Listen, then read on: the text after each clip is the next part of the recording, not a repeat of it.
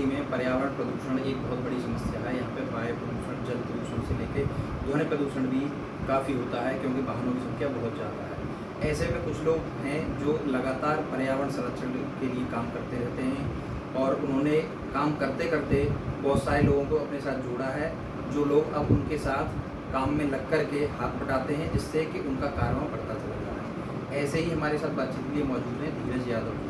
धीरज यादव जी 10 साल से भी ज़्यादा समय से पर्यावरण संरक्षण का काम कर रहे हैं, पौधारोपण करते हैं। पहले अकेले करते थे, अब अपने टीम के सदस्यों के साथ करते हैं, तो इनका कारवां लगातार बढ़ता जा रहा है। 5 जून को विश्व पर्यावरण दिवस मनाया जाता है। ऐसे में आज हम उनसे बातचीत करते हैं और जानते हैं कि किस तरह उनको प्रेरणा मिली ये पर्यावरण संरक्षण की, और किस तरह उन्होंने काम शुरू किया और अब कहाँ तक वो पहुँचे। जी नमस्कार। पर्यावरण के प्रति जागरूकता जो मेरे मन में आई, उसकी प्रेरणा सदैव मुझे मेरी माँ से मिली। मेरी माताजी ने जो अल्पायु से ही हम लोगों को पर्यावरण के प्रति संवेदनशील बनाया, चाहे वो पानी बर्बाद ना करना हो, या पेड़ों को बचपन में समझाती थी कि पेड़ों को नहीं काटना चाहिए, धुआं नहीं फैलाना चाहिए। इस प्रकार की चीज़ें हमारी माताजी हमें बचपन से ही सिखाती थी। और दिल्ली की परिस्थितियाँ देखी, लगभग 9-10 साल पहले पहली बार हमने सुना कि स्मॉग की वजह से छुट्टी हो रही है। मतलब सर्दियों में इतना धुआं हो गया कि स्कूल बंद करने पड़ गए। तो उस समय स्थिति देख के बड़ा मन विचलित हुआ।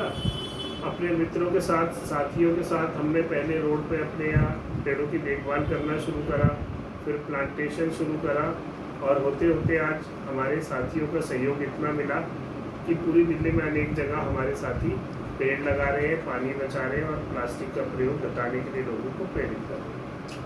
कहाँ पे आप पेड़ लगाते हैं, पौधे लगाते हैं, और किस तरह उनका संरक्षण करते हैं, कैसे परवरिश करते हैं? जी, सबसे पहले तो हमने जो मोटिव लिया था कि किसी का जन्मदिन है, किसी के विवाह की वर्षगांठ है, तो अपना उस दिन पेड़ लगाइए, और उसकी जिम्मेदारी उन्हीं को सौंप दी जाती थी कि भई आपने अपने जन्मदिन पर लगाया, अपने घर के पास पार्क में, सड़क पर जहाँ स्थान मिले, और उसकी देखभाल भी आप ही करेंगे, क्योंकि हम लोग सब जगह तो नहीं रोज जा सकते। तो इस प्रकार से लोग जागरूक होते गए। फिर धीरे धीरे कुछ और साथियों का सहयोग मिला, तो हमने उनके साथ मिलकर क्लस्टर फॉरेस्ट पे काम करा। सघन वन बोलती है जिसे शहरों में लगाए जाते हैं। मियावाकी तकनीक भी सीखी, और पहले दूर दूर तक पौधे लगाने गए, पर बाद में देखा कि अपना जो नॉर्थ ईस्ट दिल्ली का, जिस भारत का मेरे ख्याल सबसे घनी आबादी वाला क्षेत्र है और प्रदूषण भी सबसे ज़्यादा है, तो यहाँ पर हमने सोचा कि अपने यहाँ पहले काम करेंगे। 2 जगह हमारी टीम्स है, साथ में एसोसिएट्स हैं, उनके साथ हमने डंप यार्ड जैसी जगहों पर पेड़ लगा के उनको हरा भरा बनाया। हमारी ये 100 फीट रोड, यहाँ पर कुछ साथी 2012-13 से पेड़ लगा रहे थे, उनके साथ हम भी जुटे, और आज आपने स्थिति देखी होगी कि यहाँ पर सैकड़ों हरे भरे पेड़ बिल्कुल वातावरण को ही बदल देती है। पौधे आप कहाँ से लाते हैं, और किस तरह के पौधे लगाने पर आपका ज़्यादा जोर रहता है? हम बेसिकली पीपल, बरगद, नीम, इन पर ज़्यादा जोर देते हैं। पीपल के पौधे तो हमारे साथी लोगों की घर की छतों पर उगाए पौधे, पार्कों में इधर उधर उगाए पौधे वो ला के लगा लेते हैं। और उसके साथ बड़ के पेड़ों के लिए हमने 3 साल से एक स्कीम करी है कि हम बड़ के पौधे महिलाओं को वट सावित्री व्रत के दिन छोटे पौधे देते हैं कि आप निर्जीव डाली की पूजा ना करके बड़े पौधे को आप उसको छोटे कलम से तैयार पौधे को पालिए घर में, उसकी पूजा करिए, और जब वो बड़ा हो जाए तो अगले वर्ष हमें दे दीजिए।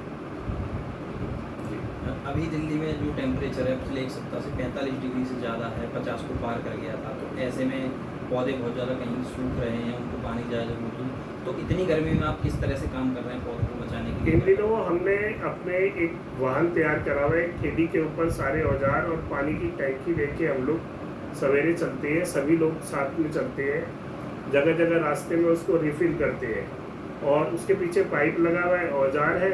हमने इसको 100 डेज हार्ड चैलेंज का नाम दिया हुआ है कि जब तक वर्षा ऋतु का आगमन नहीं हो जाता, मानसून दिल्ली में नहीं आ जाता, तब तक हम सभी भाई अनेक स्थानों पर, कोई 100 फीट रोड पे लगे हुए हैं, कोई रोजपुर लगे हुए हैं, कोई खजूरी लगे हुए हैं, तो जब तक मानसून का आगमन नहीं हो जाता उन पेड़ों को पानी देने की हमारी जिम्मेदारी है। जैसे बारिश के टाइम पे अधिकतर पौधारोपण का काम सरकार की तरफ से किया जाता है, वो एक सीजन होता है पौधे लगाने का। जी। तो उस टाइम पे भी आप कोई अभियान चलाते हैं या आप मतलब हर समय पौधे लगाने, मतलब कोई आपने ऐसा समय चूज कर रखा है कि उस टाइम हम ज़्यादा पौधे लगाएंगे, या मतलब जब मौका मिला तभी, कैसे करते हैं? जून से हम अभी निबोरियों से पौधे बनाने तैयार करेंगे। जो निबोरिया गिरती है उनको टम्बलर्स में इकट्ठे करके, दूध की खाली थैलियों में इकट्ठे करके हम उनमें पौधे तैयार करते हैं।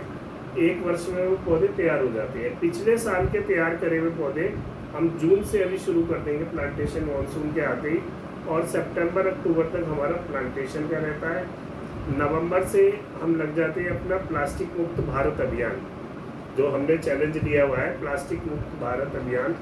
उसके अंतर्गत हम लोगों को प्लास्टिक सेग्रीगेशन, बायो वेस्ट से अपना जो घर से जैविक कचरा होता है उससे खाद बनाना, और इन सब चीज़ों पे भीषण सर्दियों के समय में पौधों को पानी की इतनी आवश्यकता रहती नहीं है, तो हम उस समय लोगों को प्लास्टिक को मतलब ना यूज़ करें, कपड़े का थैला लेकर चलें, इस प्रकार से जागरूक बनाने के विभिन्न अभियान लेके चलते हैं। इसके लिए आपने कोई टीम भी बनाई है? कितने लोग अभी आपके साथ जुड़े हुए हैं जो काम कर रहे हैं? टीम सर एज सच वृक्ष मित्र जो हमारी ये संस्था है, ये हमने एक व्हाट्सएप ग्रुप के माध्यम से शुरू करी थी। उसके बाद वृक्ष मित्र दूसरी जगह भी बनते गए और होते होते अनेक शाखाएं हो गए हैं। लोग हमसे आग्रह करते हैं कि आप हमारे साथ आइए, या हम तुम्हारे आ रहे हैं उधर वृक्षारोपण के लिए। तो हम उनसे आग्रह करते हैं आप थोड़े दिन आइए, काम को समझिए, और फिर आप